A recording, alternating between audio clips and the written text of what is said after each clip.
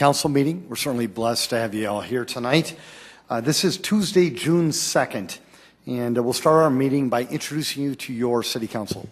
Councilmember Staggers. Present. Anderson. Here. Erickson. Here. Erpenbach. Here. Jamison. Here. Karski. Here. Kylie. Here. Rolfing. Here. Council, thank you so much. In the City of Sioux Falls, we start our City Council meetings with an invocation.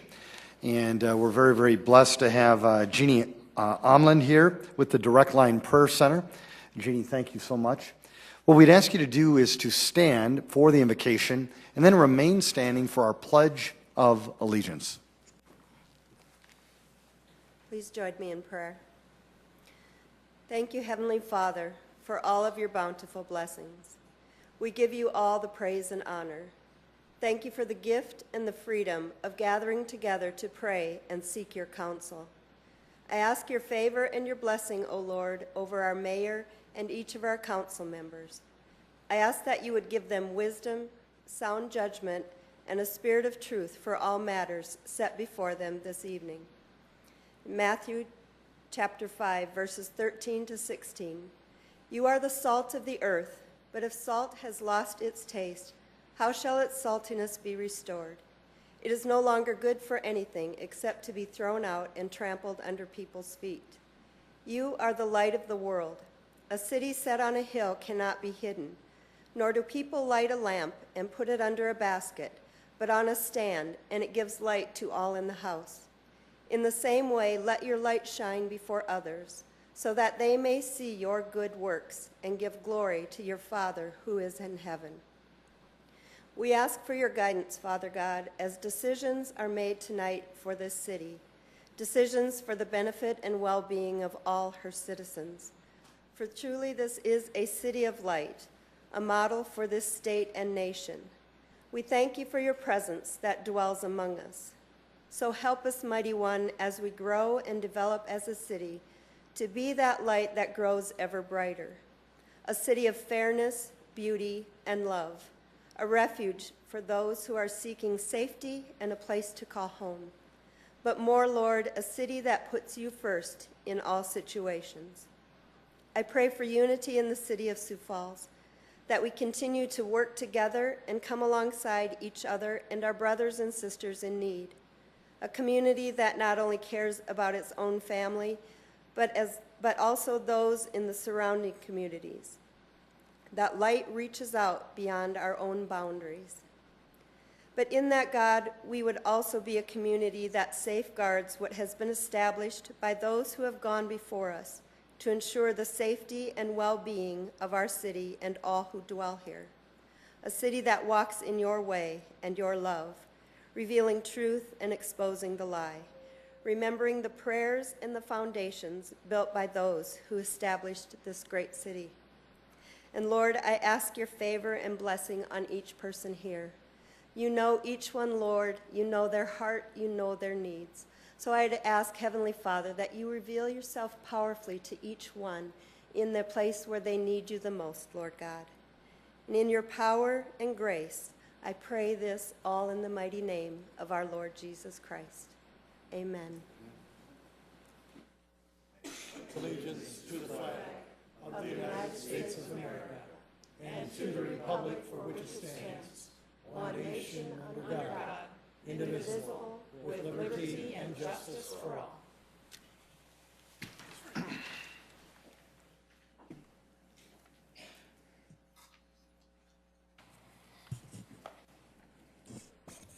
Council will now move to our consent agenda. Any motions or changes to the consent agenda? Move to approval, Anderson. Second, Erpenbach. Been a motion approved by Councilor Anderson Jr., seconded by Councilor Erpenbach. Any, very good. A roll call vote, please. Councilmember Staggers. Yes. Anderson. Erickson. Yes. Erpenbach. Yes. Jamison. Yes. Karski. Yes. Kylie. Yes. Rolfing. Yes. That is passed 8-0. Council, on our regular agenda, any changes to that or motions? Move to approve, Erpenbach. Second, Rolfing. Councilor Erpenbach has made a motion to approve our regular agenda, seconded by Councilor Karski.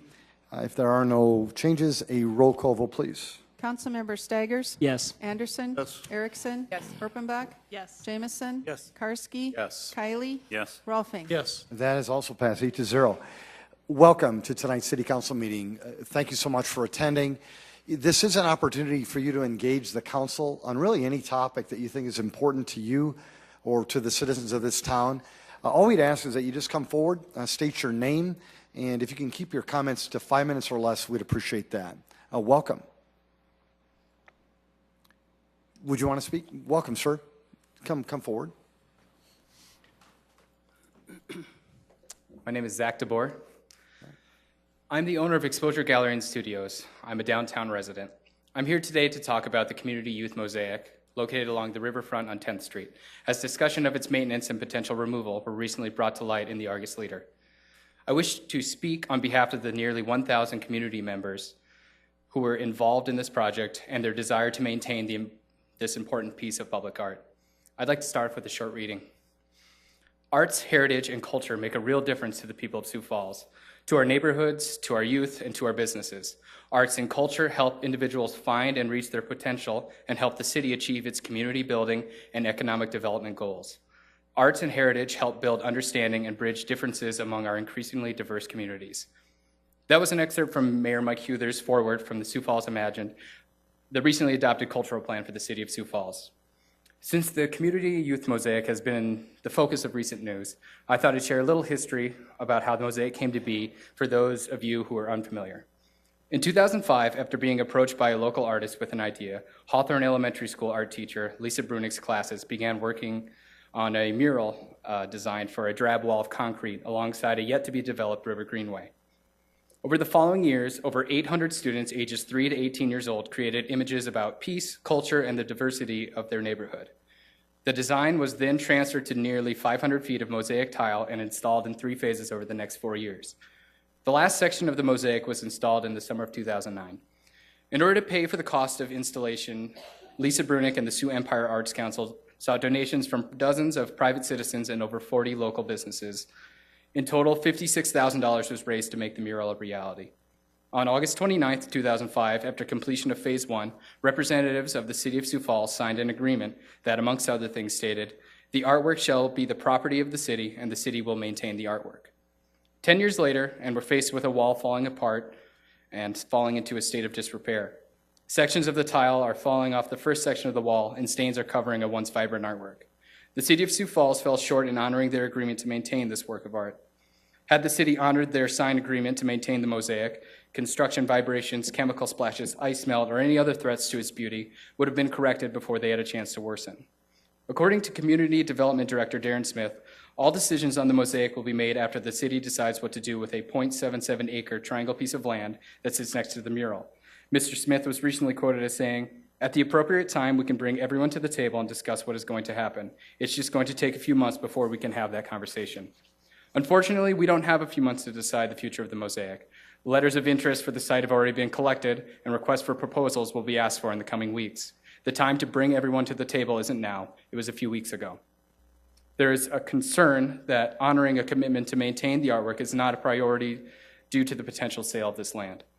I was told that city councilors appreciate facts and figures when making decisions, so to recap, $56,000 of privately raised money was donated to make this mural a reality. 5 years, that's how long it's been since the last phase was completed. When that money was raised and given by 50 community businesses, I'm sure they didn't anticipate their donation would only last them 5 years. $2,000 to $2,500, that's the estimated cost for semi-annual maintenance given by Syverson Tile and Stone. 48, that's how many times the term public art was used and called for in the Sioux Falls Cultural Plan. In fact, the Downtown 2025 Plan, the Downtown 2015 Plan, Shape Places, and Shape Sioux Falls 2035 all call for the need for public art, a celebration of cultural diversity, and projects to increase community pride. By letting this mural fall into disrepair, the city is actively working against their own goals. I would ask that the council make a motion to support the following items: that the current plan for proper maintenance and upkeep of public art is reviewed and improved and ensures the inclusion of the Community Youth Mosaic Wall. That Darren Smith and the Community Development Office extend an invitation to meet with both community and art leaders to discuss how the mosaic may be impacted on and integrated into the redevelopment of the triangle parcel of land before a request for proposals is made. Most importantly, that the City of Sioux Falls honors its signed agreement to clean and repair the mosaic by appropriating or allocating the funds necessary to conduct repairs within the next 3 months to ensure that it doesn't fall into further state of disrepair. I'd like to end with a quote from one of South Dakota's resident artists appointed by the South Dakota Arts Council, Altman Stu Denny. Communities that are working to brand themselves as art centers focus a lot on newness, rewarding what seems fresh and contemporary because we're trained to think that something that wasn't there before is what progress looks like. However, if the crumbling cultural infrastructure of only 10 years prior isn't being respected, what faith can there be that projects undertaken now will have any relevance to the Sioux Falls of 2025? On behalf of the citizens of our community who are invested in ensuring the future of the Community Youth Mosaic Wall, I would like to thank you for your time and interest. Zach, thank you as well. Great job. Folks, is there anybody else who wanted to engage the council? Welcome.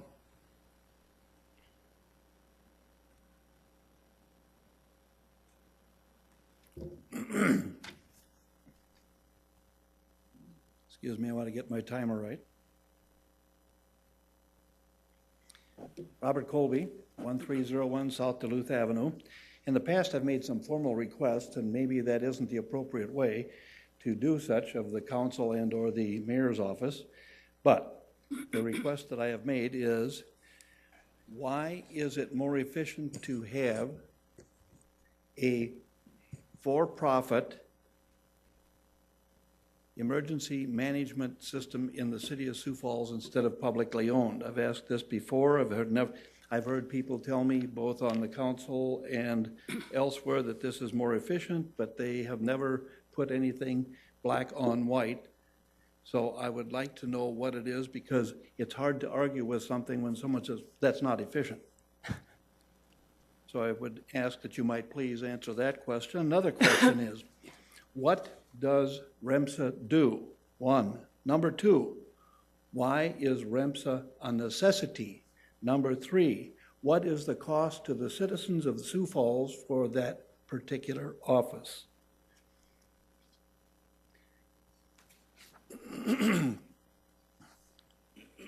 Now, I see that today that they had a ribbon cutting or a digging, as it were, for some new property in the northwest corner of the interstate, 29 and 90.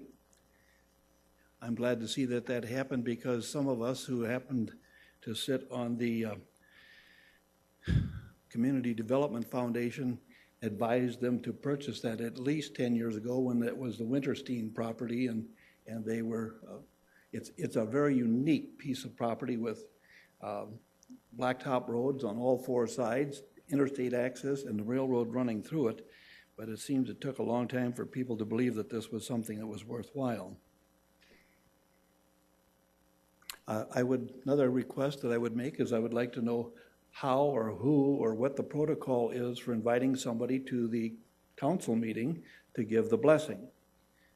Because sometimes, we don't know who it is, and some of us may know people who would be appropriate to advise that they might be volunteers who would come forward, or that we might suggest that to the appropriate office that does that.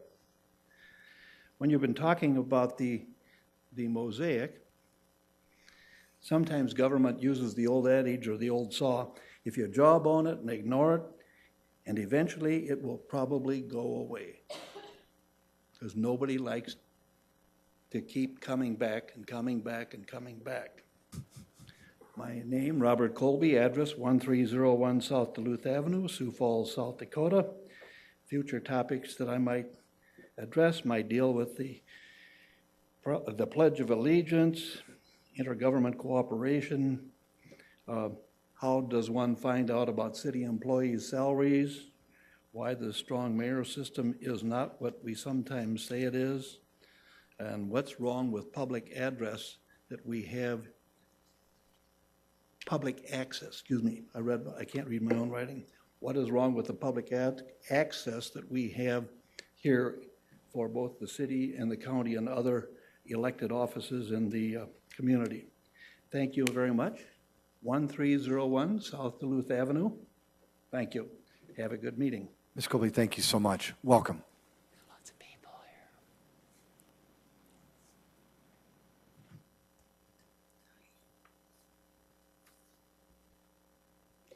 here. Hi, my name is Lisa Brunick. I'm the art teacher at Hawthorne Elementary School who organized the creation of the downtown Sioux Falls Community Youth Mosaic Wall Project. I would like to open my comments with a quote from the recently published Sioux Falls Imagined, a cultural plan for a vibrant and prosperous city. Goal number 1, arts education and youth development.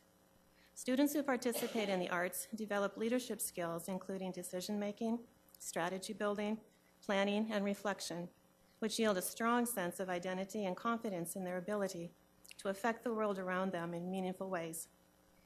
This statement could have been written directly about the process of creating the Community Youth Mosaic.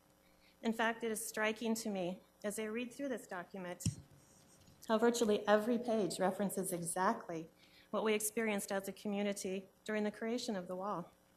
Specifically, a significant result of this grand art wall is the pride and universal connection to our community, which was born between creative children and supportive adults. Our original goal in creating this permanent wall of art was to promote and celebrate peace in our city. Now our goal is to clean and preserve this symbolic treasure. As an artist, I tend to be something of a dreamer. As a teacher, I encourage my students to create and believe in their own dreams of peace. 10 years ago, we all dared to dream that the City of Sioux Falls would support a public installation of peaceful art from our classroom. At that time, my students and I were so honored to be uplifted by the unanimous support of our city to go forward with this project. What I never dreamed, however, was that I would return to this room and have to remind you all of the significant symbolism of the Community Youth Mosaic. Let me assure you, the message of the wall has not changed. The Community Youth Mosaic is a giant celebration of peace. The art was created from the hearts and minds of children from all around the world who now call Sioux Falls their home. The images illustrate what young people in Sioux Falls know to be true about living and learning together in a diverse and peaceful community. The mosaic on the wall has become a symbol of Sioux Falls, a gift from the hearts of so many good people, including young children, teens, families, teachers, city business folks, and city leaders. It is a symbol that honors our children and their future. It is a symbol that honors the coming together of people, art, dreams of peace, and city government. The Community Youth Mosaic is a symbol that reminds us all on a daily basis of the good that comes when we all work together with peace in mind. It was intended to stand as a legacy. Unfortunately, our beautiful symbolic gift has not been taken care of by the city as promised.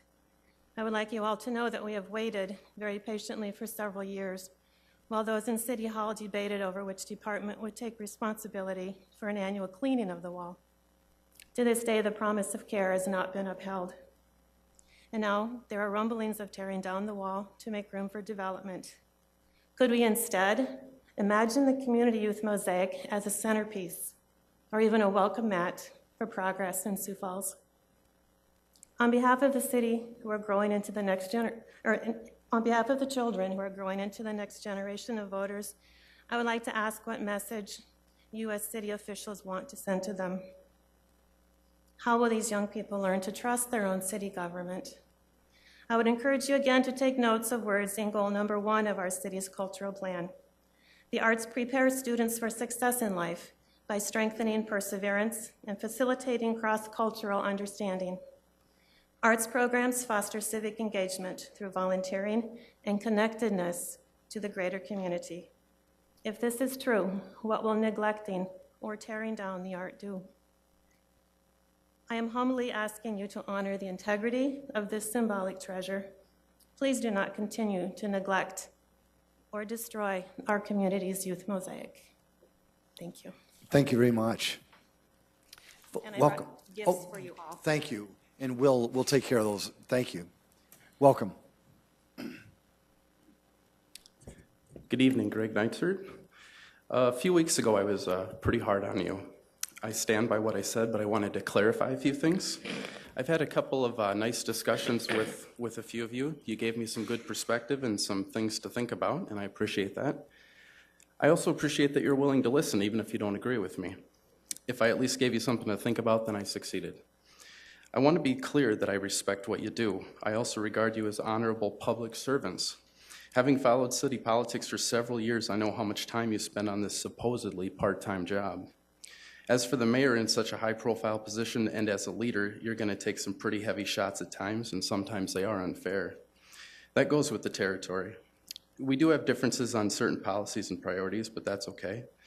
By virtue of your position, either as a councilor or the mayor, you can't make everyone happy. I can empathize to some degree given the board that I serve on. I cast votes that annoy one side or the other all the time. You simply make the best decision you can at the time with the information presented. I say all of this to make clear that I appreciate what you do and how tough some of your votes have to be. It's easy for me to take shots at you from the peanut gallery, but you're the one actually making the votes. I'm by nature a positive person. I don't like complaining or being perceived as negative. I wasn't sure I wanted to hammer you as hard as I did, but I thought it was important that some of those things would be said. There's a few reasons. First, it's not good for you to live in an echo chamber. You need to be challenged and even criticized. You need to hear opposing viewpoints. You need to be held accountable. I also decided to say what I did because of my observation and belief that our local media is sadly failing to do their job by and large. There's a few exceptions. For example, Steve Young and Joe Sneap at the Argus are doing some excellent hard news reporting. However, as a whole, the media isn't doing enough in-depth investigative journalism. They aren't asking the tough questions. Many just regurgitate press releases. Since they aren't asking the tough questions, I felt someone had to, and so I did. Incidentally, that's why I believe this public input is so important. This is perhaps the only effective way for ordinary citizens like me to challenge you publicly. The other reason I spoke is there are certain principles that I believe are vital. There are certain principles that can't be negotiable. Without those principles, it's over. These include transparency, accountability, absolute integrity, and the separation of powers, among others. When I perceive them being violated, eroded, or abandoned, I get very worried. For me, credibility is everything. If I lose that, it's over. That principle is a big reason why I have a lot of trepidation whenever I bring up the event center siding issue. I've done my best given the information and research I've been able to do, but of course there's a lot I don't know. However, I did and I will continue to ask about the subject because I think it's too important. It's not even about the money for me. For me, the problem has been the transparency and the accountability or the lack thereof. I get that it's a legal negotiation and it may be reckless for you to say too much. You're in a tough position. Common sense tells me, however, there must be more that you can say without jeopardizing that negotiation. For example, whatever happened to the mock-ups we were promised in September of 2014?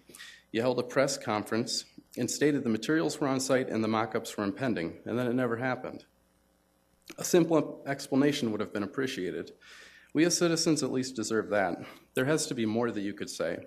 For me, it's not good enough that the siding is fixed. We need a full accounting of what happened. I'm simply asking for communication, accountability, and transparency. We deserve answers. In regards to the supposedly special meeting, among other things, an episode like this scares me because I don't really see a viable recourse for citizens. Since you didn't break state law, there's no appeal to the State Open Meetings Commission. When a city breaks its own law, I ask you, to whom do we appeal? That should concern all citizens.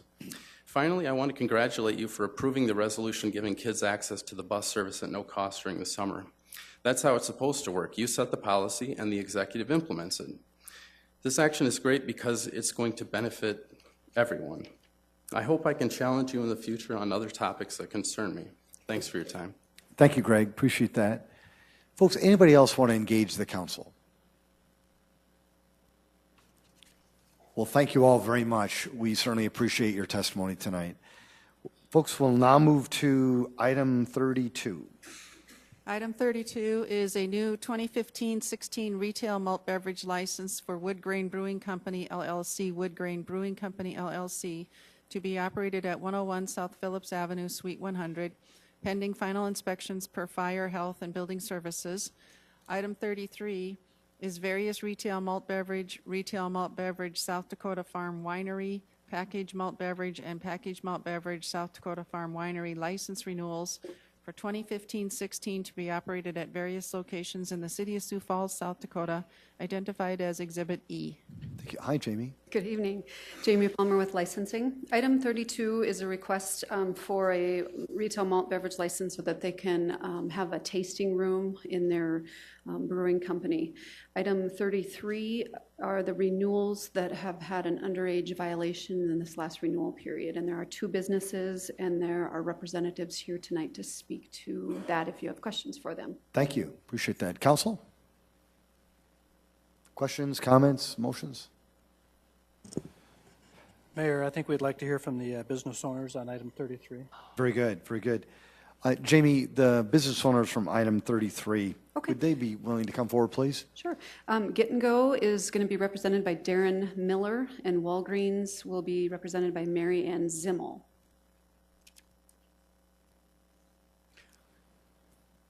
Good evening, welcome. Could you just introduce yourself to the people of our town, please? Sure. I'm Mary Ann Zinnel, the store manager at the Walgreens on 1806 South Minnesota Avenue. And I guess, do you have any questions for me, or would you like me to just tell you about What normally happens, Mary Ann, is that we ask the managers, the owners, those in charge, just kind of relay maybe what they've done to ensure this doesn't happen again. Sure, certainly. Thank you. We did have one violation about a year ago, and after that situation, we counseled the employee. We did discipline them. She had been a long-term employee with us, never any situation similar to this. So due to her value of and her the situation, how she had been confused by the situation, she had followed all the necessary steps that we normally have, but it was basically human error of the systems we had in place to prompt at the register to ask for IDs did work. She just did not follow every step she needed to, but they were all there. So since then, we sat down and did one-on-one training with her again, myself and her. I monitored situations with her. We went through several scenarios. And then we also did computerized training as well and reviewed the policies in depth. We also did that with all of our employees, just to make sure all of them, again, were reminded of the expectation we have, and to the city as well. Let's see, I guess I've just monitored transactions of my employees to make sure that when we were selling alcohol, we were, in fact, carding as we need to and following the right steps. Mary Ann, thank you. Is the employee still working at Walgreens? Yes, she Very is. good. Thank you. Yep. Thank you. Yep. Any other questions? We appreciate that. Thank you so much. And then Jamie from Get and Go.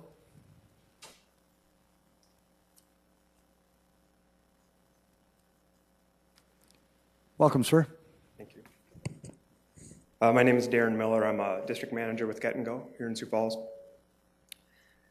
We also had one store fail last year. I just want to start out by saying we take the responsible sale of alcohol and tobacco very seriously. We put a ton of energy into making sure that this doesn't happen.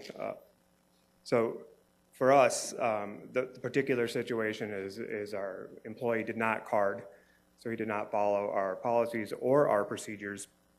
But I would like to just touch on what we do because we sell a lot of beer and we do it right almost every time. So it all starts from their very first day on their onboarding. We go over our expectations. We go over the policy for the age-restricted products, and we go over our expectations, and they sign an agreement that they'll abide by the policies specifically for the alcohol and tobacco sales. All of our employees also go through an electronic training program that's certified by the state. They have to get a passing score, and those scores are recorded and put in their file. And then on their first day, we have a new employee orientation done by the store manager, where again, our expectations, our policies, and our procedures for age-restricted products are reviewed. And one of the things that is made very clear on that first day is they're not allowed to sell alcohol or tobacco without a trainer with them until their training program is complete, which is multifaceted. Then we start the on-the-job training. We train our sales associates for about a week with a designated trainer. We use training documents, outlines. We have a very structured program, and once the store manager feels that's complete, we sign off on it, and then they are off on their own. We have technology in place also to enter in the birth date. Our policy is that everyone must be carded who appears to be under the age of 40, and if they decide to card the customer, then the date must be typed into the cash register. One of our most effective facets, though, because we can have all the policies and procedures that we want, but they don't get followed unless there's awareness, and that's our awareness program. So we talk about this topic all the time. So we have about a little over 200 sales associates in Sioux Falls, and out of any other topic, this is the one that we talk about all the time. So all of the store managers have a staff meeting with their staff once a month. There is a required training piece in that meeting for alcohol every single month. It's an interactive activity that they do, facilitated by the store manager. We speak to our store managers weekly about the topic, and then task them with keeping the awareness up in their store through whatever kind of communication and efforts that they can do at least a couple times a week. We do have a progressive disciplinary policy, so if someone does fail, they get a written warning. They're not instantly terminated. It's the only warning that they get for age-restricted products, and if they fail again in a rolling 12-month period, then they do get terminated. But we put just as much effort into rewarding people who do their job right. So if we also do our own internal compliance checks every month, and those employees, or the results of those checks are sent to the individual store managers the next day, and then those employees are given feedback whether they failed or passed, and if they failed, they move into the discipline. If they pass, then they are given a gift certificate, which is presented to them by the store manager at the next monthly staff meeting in front of their peers. We put a lot of effort into it, and we did have one fail last year, but we have a lot of stores, we have a lot of transactions, and I think we are doing a really good job. We had an employee who didn't do what we asked him to do, and that happens sometimes. So I just want to reemphasize that we take it very seriously. Darren, thank you very much. Appreciate that. Councilors, did you have any questions of either Darren or of Marianne? Yes, Councilor Jameson. Just a question or a comment really for Darren. Darren, with 22 stores in the city of Sioux Falls, you really have your hands full, and you mentioned it that you're pretty successful in most of your transactions, and you have been, and you sell a lot of beer. We are trying to celebrate the success better than penalize those who fail so much, that because we know there's a lot of good work that you're doing. I get the idea, the sincerity, the professionalism, the effort that you do take. It's noticed. I want you to know that. We appreciate that. All right. Yeah. Thank you. Thank you. Yes, Councilor Singers. Yes, I guess I was curious. You're helping to enforce the law of South Dakota and Sioux Falls. How much money do you spend each year trying to enforce this? Oh, I'm not sure that we can put a number on it. I mean, we spend money on technology. Right now, we're upgrading the scanners that are used to scan merchandise, because we just did a software upgrade, which now comes with it'll read all the driver's license from all 50 states. But we never rely just on the technology, because it won't read tribal IDs, it won't read military IDs, so there's always the exception on that. But I don't know how to put a number on the hours that we spend, because it constantly is trained on, and we are constantly coming up with new ways to keep awareness up. And the gift certificates, is a minor cost, but the cost of turnover too, because sometimes people don't do a good job, or we can sense that it's too stressful for them. It's stressful behind a checkout counter. And so then sometimes we have to make a change before we get to the point of them breaking the law. So, I mean, I think the only thing more costly for us is recruiting. So, but it's money well spent, because one of the things that we always tell our managers is, we don't want, the managers have consequences as well if their stores fail, but it's not just the penalties that the sales associate would face, the legal penalties, and then me coming before you, but we always try to drive it home with the emotional and saying, you know, the last thing we want is for someone 17-year-old to get beer from Get and Go and they go out and kill themselves or kill somebody else and they track the beer back to Get and Go. And it's not even about the store, but, you know, anybody who had any responsibility with that is going to have their life changed forever. And so that's how we talk about it. Not just you need to follow our policy. It's like, you know, we don't want people to be out there hurting themselves or others. So I know I'm rambling, but. Darren, thank you. Councilor Karski. Thank you. In the last 4 years, it seems like the number of people that are coming before us because of alcohol violations has been way down. We'd see 6, 8, 10 people. And I just want to give a shout out to all the businesses that are doing a great job training their employees and limiting the availability of alcohol to minors. You guys get it. And it still comes down to that employee behind the counter Right. and them making a bad choice. Keep doing what you're doing. Those things are going to happen, but don't let your guard down. Thank you for your work. Thank you for your efforts. And thank all the businesses that really have gotten it. It's so gratifying to see an alcohol sting in 0 violations, and it's happening more and more, and we appreciate that. I move to approve this. Second, Erpenbach. It's been a motion to approve these 2 items. Has been seconded. A roll call vote, please. Councilmember Staggers, Yes. Anderson, Erickson. Yes. Erpenbach. Yes. Jamison. Yes. Karski. Yes. Kylie. Yes. Rolfing. Yes. That has passed 8-0. Item 34. Item 34 is deferred from the April 21st, 2015 meeting, second reading. An ordinance of the City of Sioux Falls, South Dakota, rezoning property at east and west of North Marlow Avenue and north of East Paddington Street from the AG Agricultural District to the RS Single Family Residential Suburban District, petition number 2249-2015, and amending the official zoning map of the City of Sioux Falls. The Planning Commission recommends approval.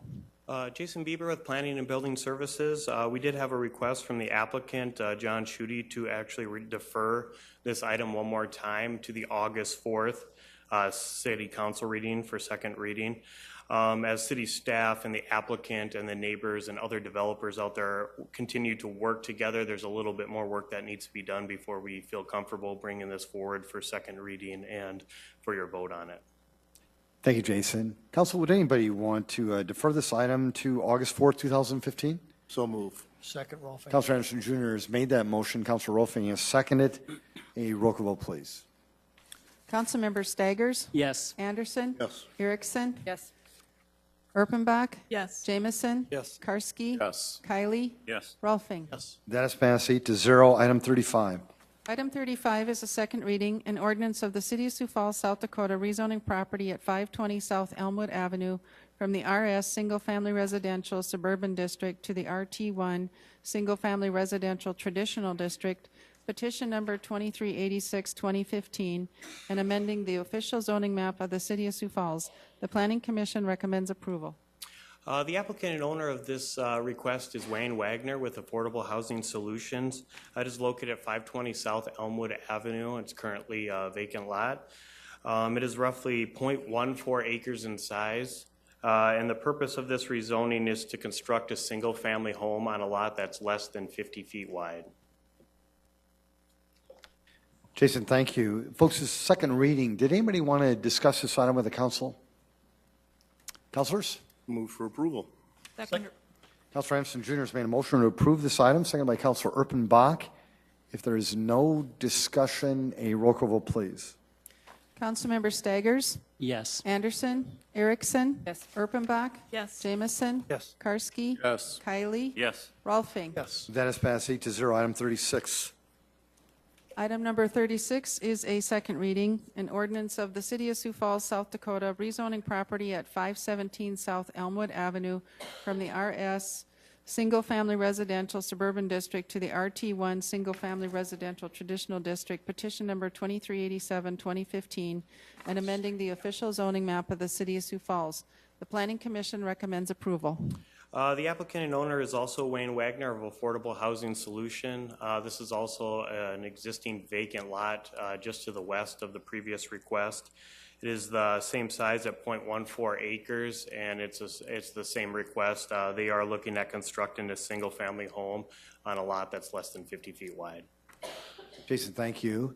Did anybody want to discuss this item with the council? Councilors? Move to approve Erickson.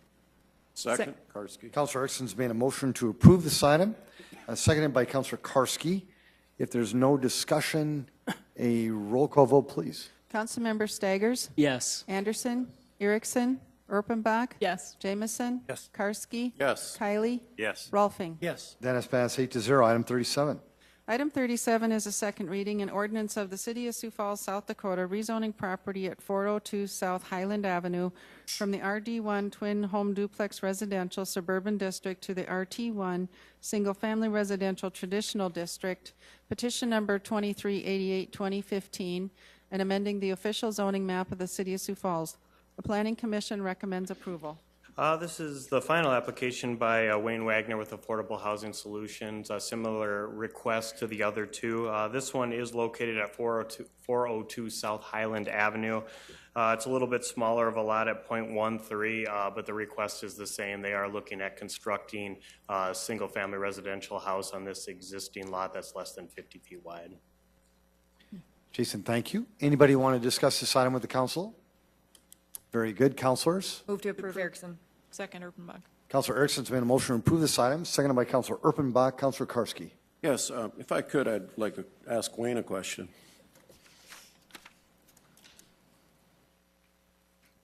Wayne, we're on the verge of, looks like approving our... Councilor Karski, wait, would you mind introducing yourself to the people, Wayne please? Wagner, I'm the Housing Development Director for Affordable Housing Solutions. Thanks, Wayne. 630 Councilor, South my Minnesota. apologies. No, that's fine. We're on the verge of approving our third rezoning request for your office, for your group. Can you, for the benefit of the council and maybe the citizens of Sioux Falls, how is this helping our city? What is this giving to our city as far as housing, et cetera? The program's been around for several years. We've actually, in 92, Affordable Housing Solutions, or the Sioux Falls Housing Corp. at that point was created. We've been strong partners with community development with the City of Sioux Falls. The biggest thing it does is immediately takes the worst thing on the block off, and we acquire it, we tear it down and plant grass, and you have you take a negative away, now you have a positive. The next thing that comes along is we develop a house that, number one, fits the neighborhood. Number two is low maintenance, energy efficient, and we sell it to a low income family, which they qualify for the mortgage, they carry the debt, and it's something that's affordable for them. Taking away those dilapidated properties is a huge benefit for the neighborhood. We're actually working on another one over on 3rd Street right now. Councilor Jamison caught the ear of the neighbor there, and I've talked with him a couple times, and he's extremely appreciative of the actions there. There's a little bit, the ownership isn't fully defined, so we're still working on that. But we did get a fence around it, and so number one, we're taking away a dilapidated property, and in the end, we've built in the last 12 years over 50 homes in our core neighborhoods, and it's been a huge success. The thing I could pass on as far as how we could make it better is I think there are times when the federal dollars don't keep pace with the need to tear down, and we've got a great infrastructure in place where we can care for and maintain the empty lots where truly you're taking away a negative.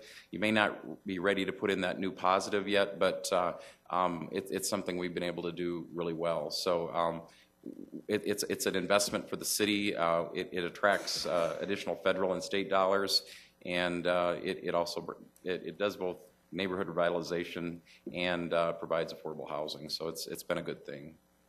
Thank you very much. Thanks, Dean. Move to approve. Oh, Yep, thank you. No, it's already been, there's been a motion, it has been seconded already. A roll call vote? Councilmember Staggers? Yes. Anderson? Erickson? Yes. Erpenbach? Yes. Jamison? Yes. Karski? Yes. Kylie? Yes. Rolfing? Yes. That has passed 8-0. Item 38. Item 38 is the second reading, an ordinance of the City of Sioux Falls, South Dakota, rezoning property at 824 East Rice Street from the I-2 Heavy Industrial District to the I-1 Light Industrial District, petition number 2426, 2015, and amending the official zoning map of the City of Sioux Falls. The Planning Commission recommends approval. Yes, this is an existing Asian grocery store, and it is located just to the south of the John Morrell and just to the west of their parking lot, as you can see on the aerial.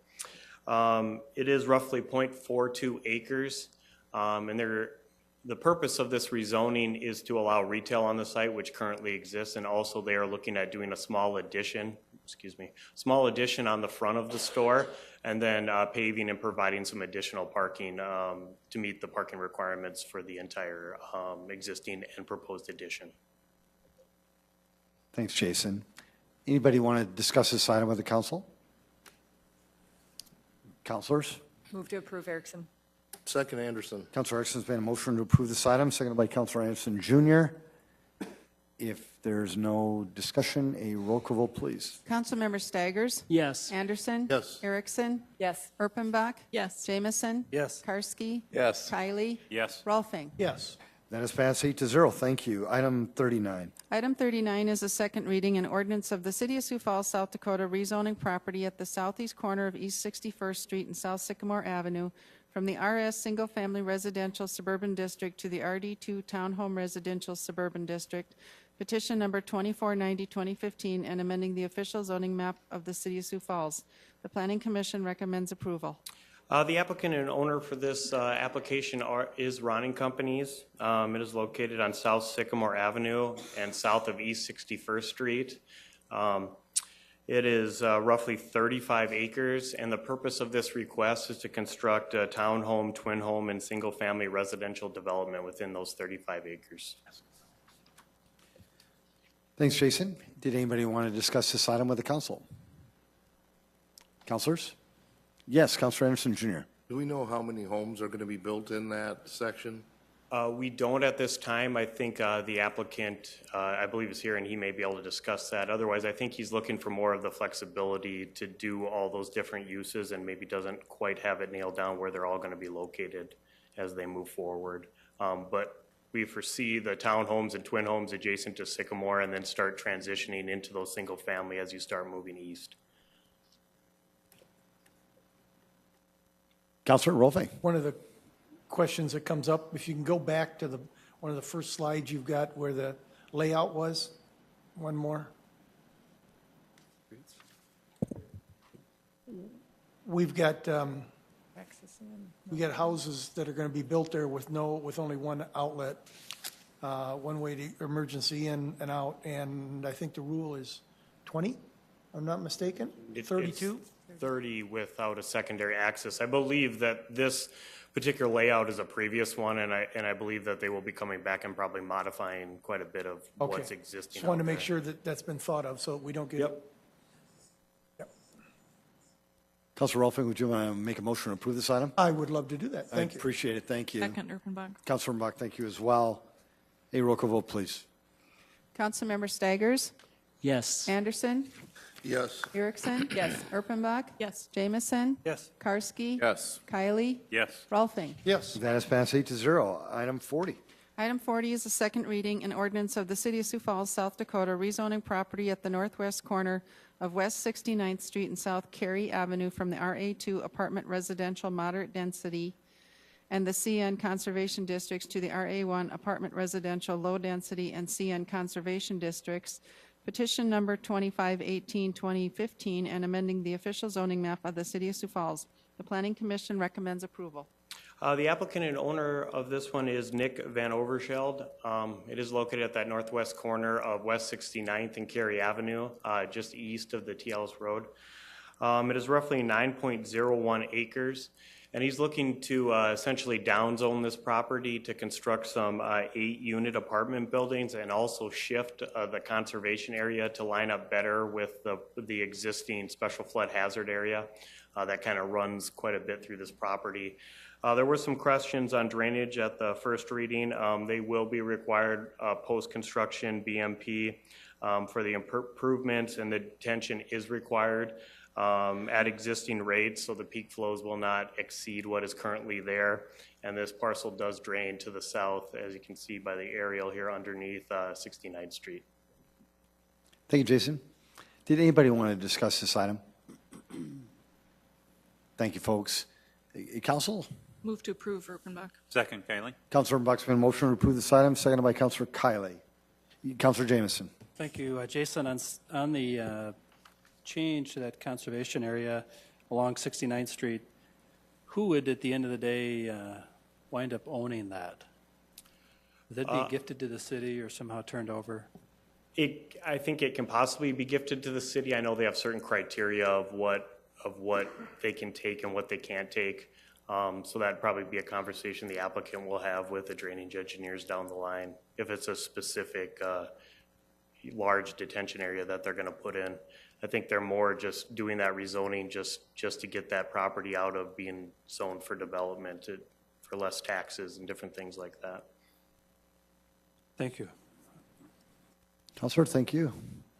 A roll call vote, please. Councilmember Staggers? Yes. Anderson? Yes. Erickson? Yes. Erpenbach? Yes. Jamison? Yes. Karski? Yes. Kylie? Yes. Rolfing? Yes. That is passed 8-0. Item 41. Item 41 is a second reading, an ordinance of the City of Sioux Falls, South Dakota, rezoning property at 8201 and 8301 West 48th Street from the AG Agricultural District to the RD1 Twin Home Duplex Residential Suburban District, petition number 2540-2015, and amending the official zoning map of the City of Sioux Falls.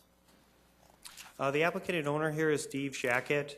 It is located on West 48th Street and east of the South T. Ellis Road.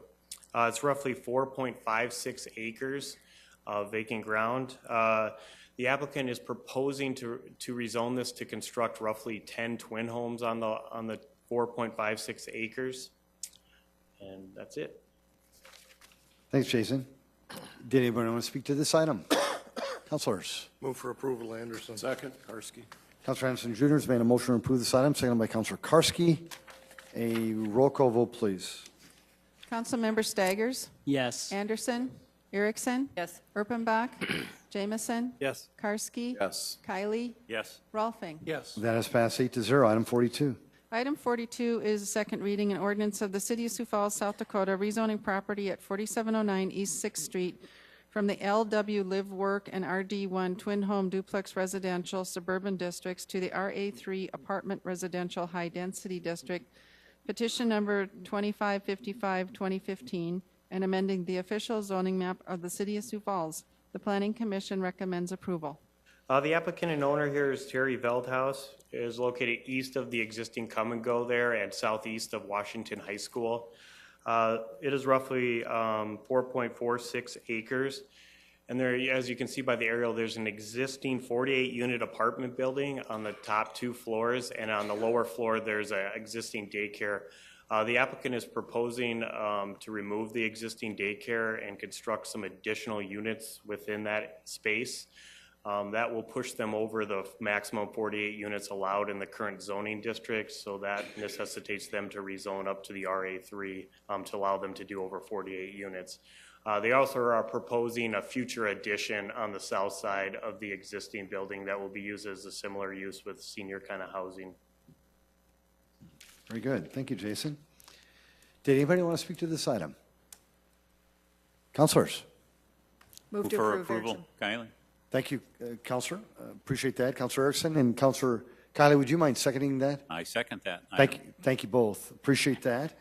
A roll call vote, please. Councilmember Staggers? Yes. Anderson? Erickson? Yes. Erpenbach? Yes. Jamison? Yes. Karski? Yes. Kylie? Yes. Rolfing? Yes. Great job. Thank you. That passed 8-0. Item 43.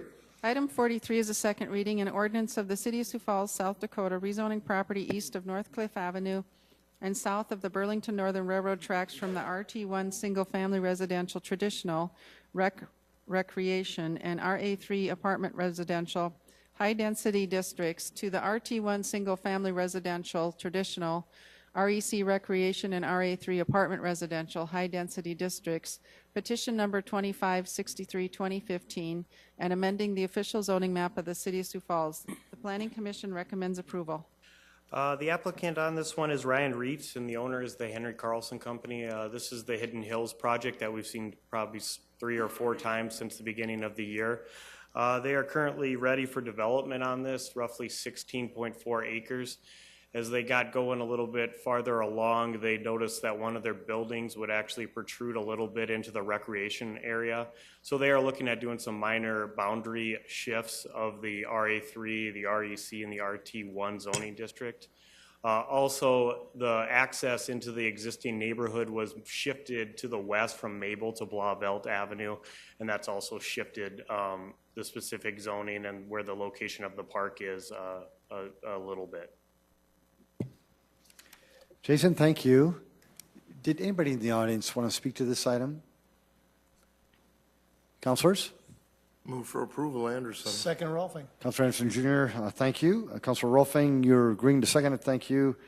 If there's no discussion, a roll call vote, please. Councilmember Staggers? Yes. Anderson? Yes. Erickson? Yes. Erpenbach? Yes. Jamison? Yes. Karski? Yes. Kylie? Yes. Rolfing? Yes. That is passed 8-0. Thank you all. Item 44. Item 44 is a first reading to set a date of hearing and second reading for Tuesday, June 9th, 2015 at 7 o'clock p.m.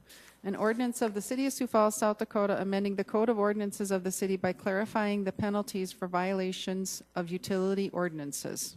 Diane, good evening. Good evening. Diane Best, representing Public Works.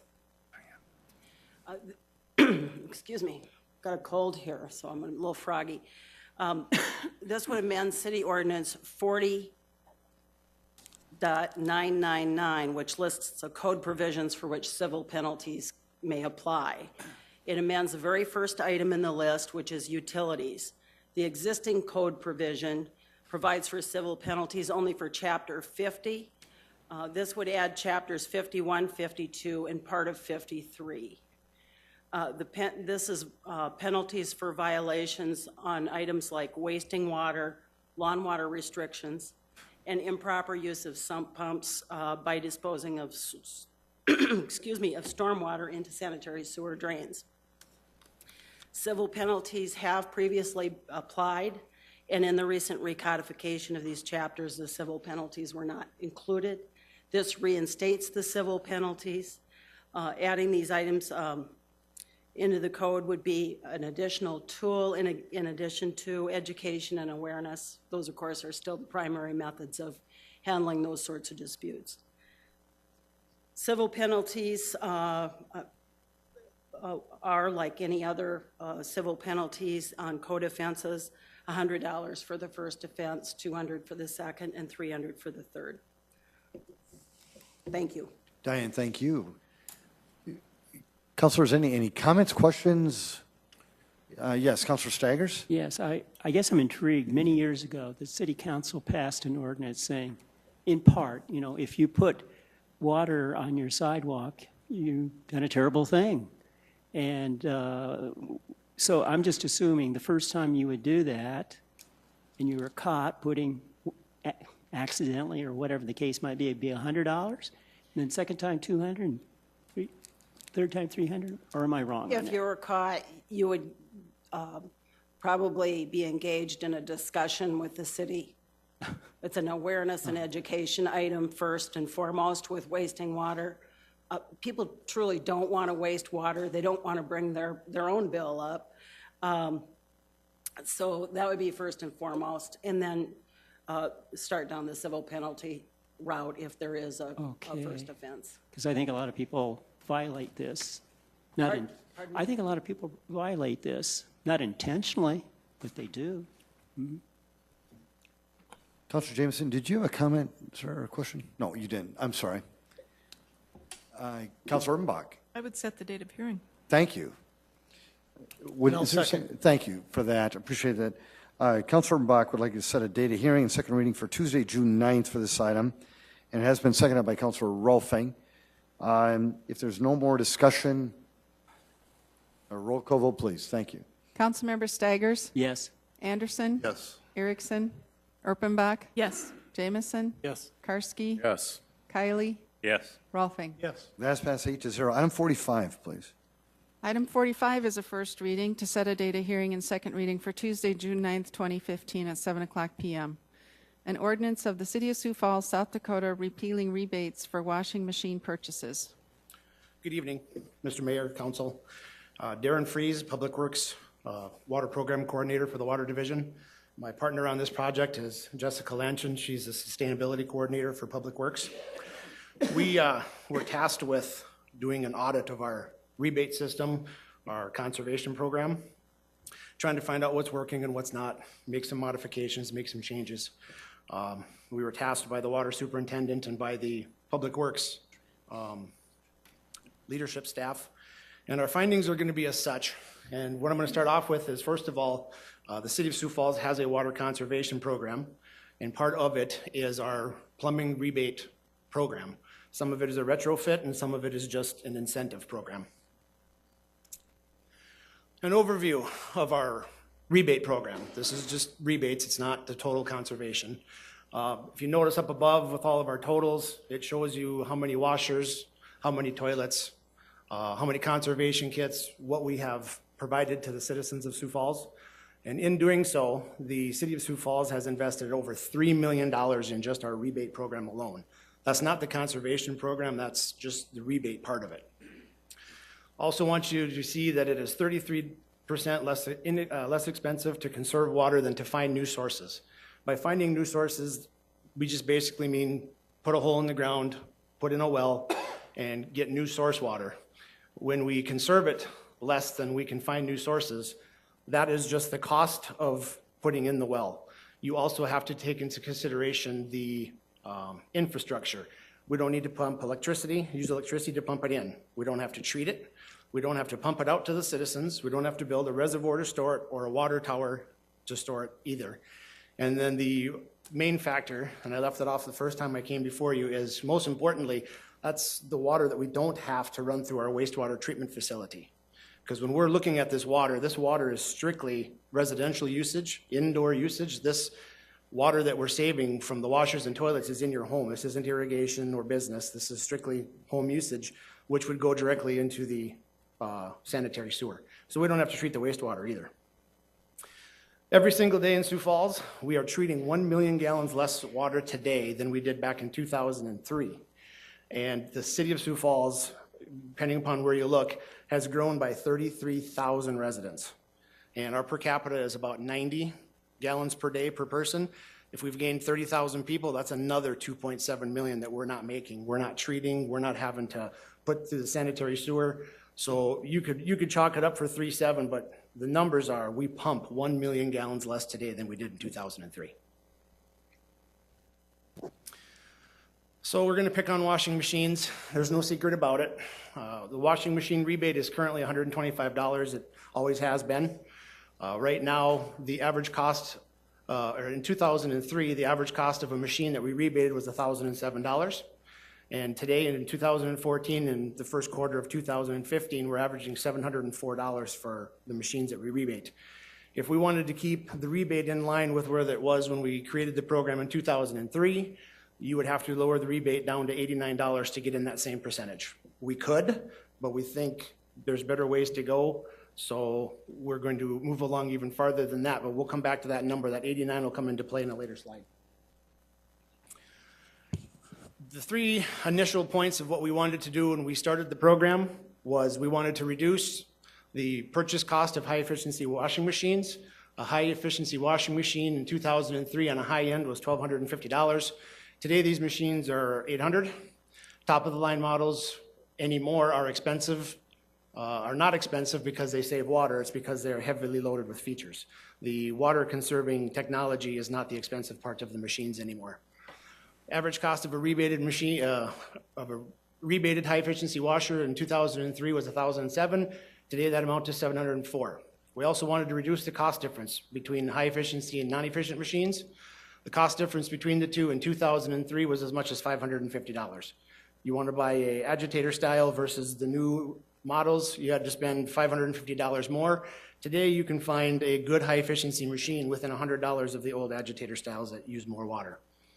We wanted to increase the number of high-efficiency machines purchased in Sioux Falls. In 2003, we were averaging 5 to 30% of the machines purchased. Now the old agitator-style machines are typically sold to a niche group of people, auto mechanics, farmers, construction workers. They need that extra water and extra agitation to get their clothes clean. It's cheaper for them to pay for the water than it is to buy new clothes. The majority of the washing machines available in 2003 were non-high efficient. On average, 80% of the models available in Sioux Falls today are high efficiency. And I also found out that 4 out of 5 of the 10 machines that are replaced today are already high efficient. Basically, we're not rebating them twice, but if we're getting 4 or 5 back and we're spending $125 on the rebate, if they weren't rebated the first time, if they're replacing a high-efficiency machine for a high-efficiency machine, what did we get for $125? We really just rebated $125 and we didn't get any water savings out of it. Utility rates, another incentive. In 2003, if you replaced a non-efficient machine with a high-efficiency machine, your average savings for the year on water and sewer was $21.60.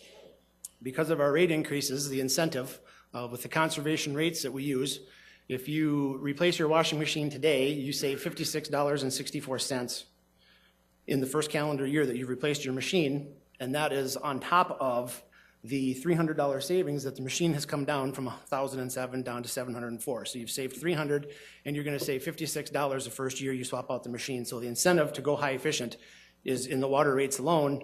And in 2003, if we did not rebate the $125, it would have taken 69 months to get your investment back, where today you can get that $125 rebate that we are proposing not to offer back in 27 months just by using your machine on a weekly basis.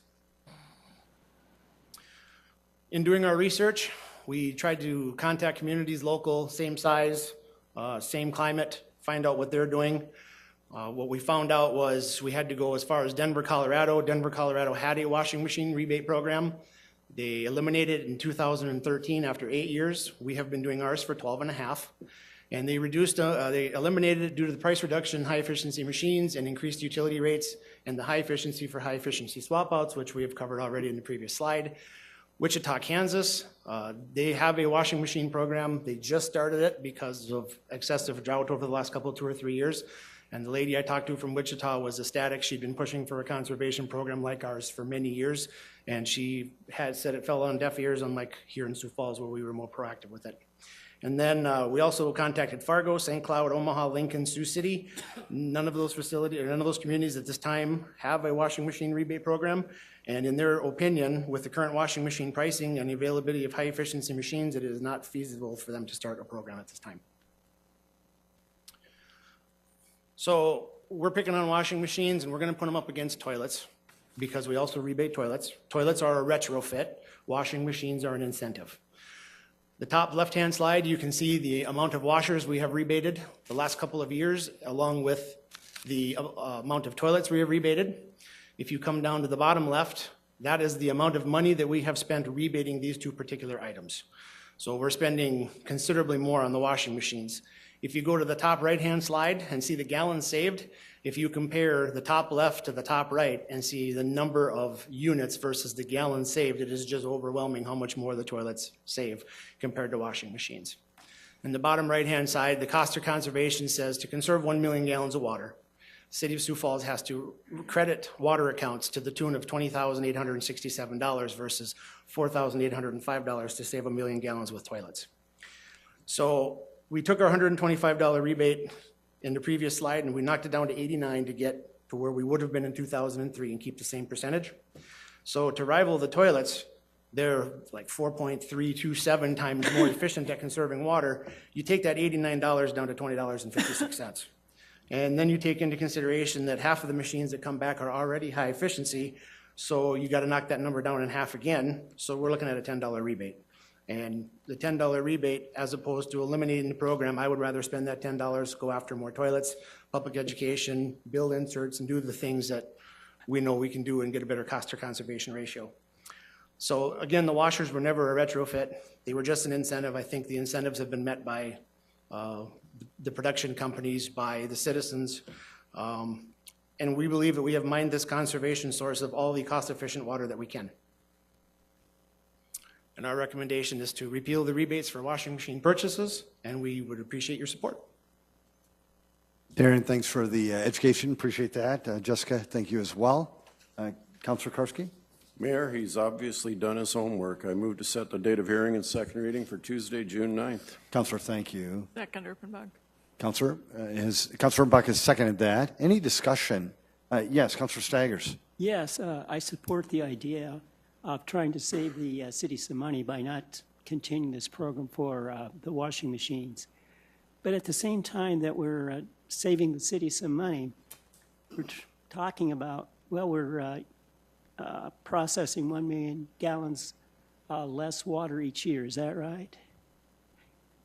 We are saving water due to our rebate and conservation program. Yes, we are pumping less water, correct. Because when you are reducing that by 1 million, we're losing money there. So we're going to save money by repealing the rebates on the washing machines. But over the year or so, we're talking about how great it is that we are saving 1 million gallons, and that's one way to look at it. We're also losing a lot of money that way, too. How much is it we're losing? How much revenue on? When we save water, we're saving processing costs, and then we're allowing the water to continue down the big Sioux River into the Missouri and into the Gulf of Mexico. So how much are we not gaining in revenue by reducing it by 1 million? I mean, if people don't want to pay the money, that's fine, but there are many people that feel that maybe our rates are a little high, too. I can put together the information on what $1 million worth of water sales is, and I can get that information to you.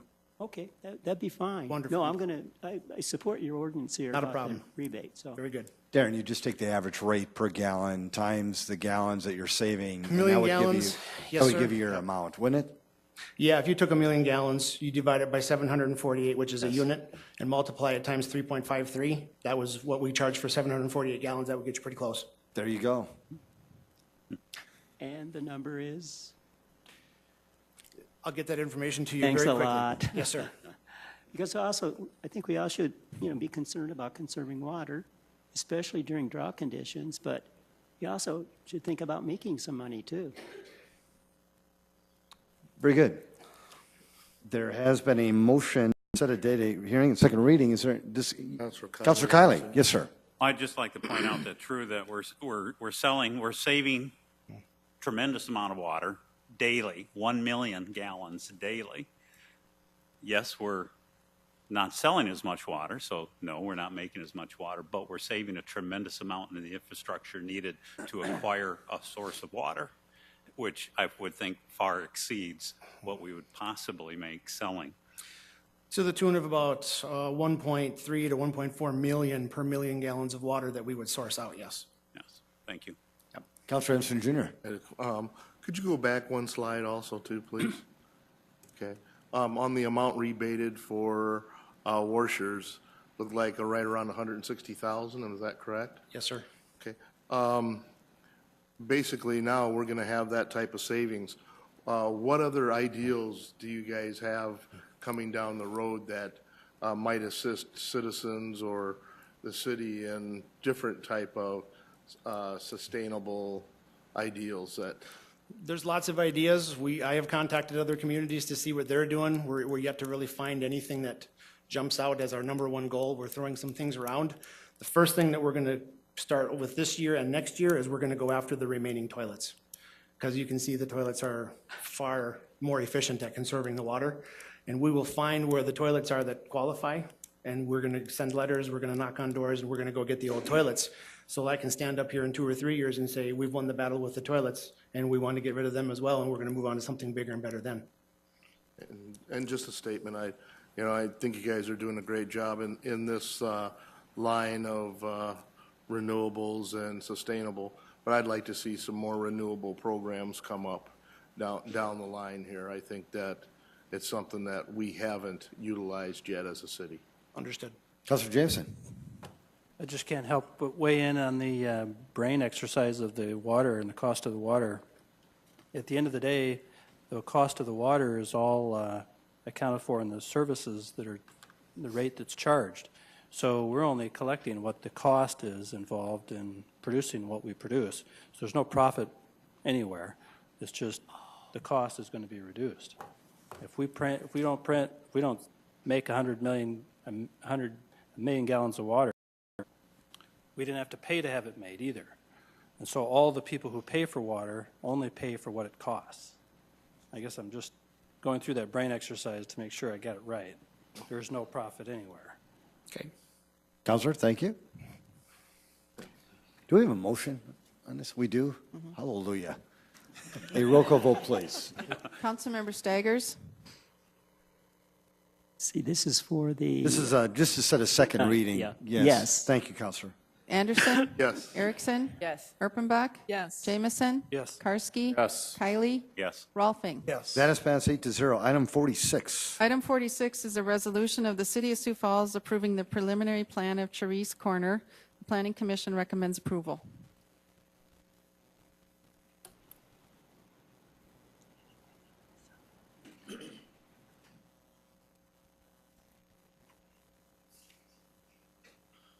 All right, sorry about that. Jason Bieber with Planning and Building Services. The applicant here is Eric Wildson. The owner of this 14.67 acres is the First Christian Reformed Church. It is located at the northwest corner of West 85th Street and South Minnesota Avenue, just north of the new proposed Walmart. The purpose of this is to subdivide this parcel into 3 lots. The first lot 1 and 2 would be used for commercial purposes. They're currently zone C3 commercial. Lot 3 would be reserved for a live-work purpose, such as an office or a multifamily residential use. The utilities, water and sewer are available along Minnesota 85th and Audi Avenue. On the water detention plan, they are showing preliminary detention ponds, one in the southwest corner and a smaller one in the southeast corner. They did complete a traffic memorandum for the proposed development, and that has been accepted and approved by the Traffic Engineering Department. Thank you, Jason. Did anybody want to speak to this item in the audience? Councilors? I move approval, Rolfing. Second, Anderson. Councilor Rolfing's made a motion to approve this item, of this resolution, and seconded by Councilor Anderson Jr.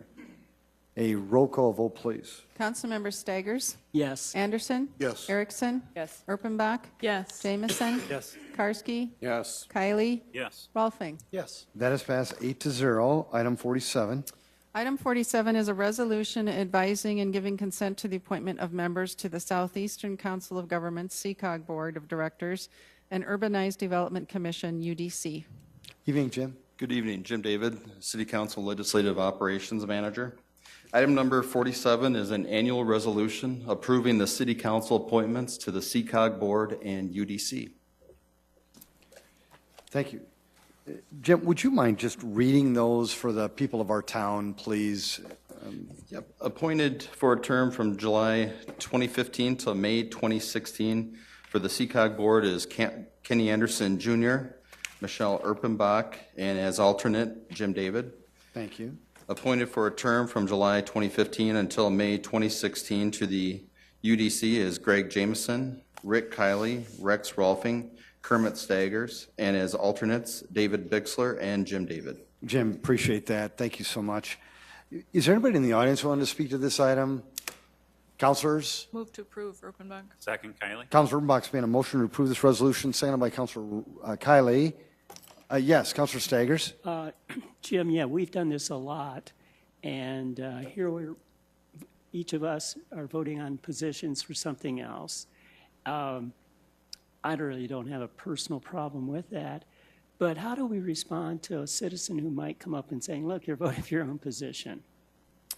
Well, the CCOG, this is part of their bylaws, and the Urbanized Development Commission, it includes elected officials from the county commissions, from the City of Sioux Falls, and from others. And so this is just a formality to adhere to the bylaws that CCOG and the UDC have in place. And this is just an annual exercise that you need to do. So. Councilor Sayers, thank you. A roll call vote, please. Councilmember Staggers? Yes.